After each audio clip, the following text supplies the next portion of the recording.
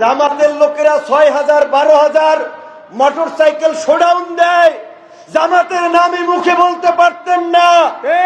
বিএনপির নেতারা ঘরে ঘুমাইতে পারতেন না, বাসা ডেমরা যাত্রাবাড়ি, থাকতেন রূপগঞ্জ মিরপুর।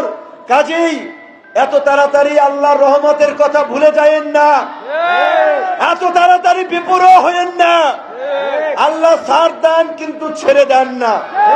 আমার কথা পরিষ্কার, কে আমার কথা পছন্দ করলো বা করলো না, কে আমাকে ভালো বললো বা ভালো বললো না, ওইটা আমাদের দেখার বিষয় নয়। আমরা চাই জুলাইয়ের গণ অভ্যুত্থানের অংশীদার রাজনৈতিক দল এবং সবচেয়ে বড় অংশীদার এইখানে দাঁড়িয়ে থাকা ওই টেম্পুওয়ালা, বাসওয়ালা, চায়ের দোকানে এই সাধারণ মানুষ, ওই যাত্রাবাড়ি থেকে সারা বাংলাদেশের মৃত্যুর তালিকা যদি আপনারা মিলান, তার ৮০ ভাগই একেবারে সাধারণ মানুষ।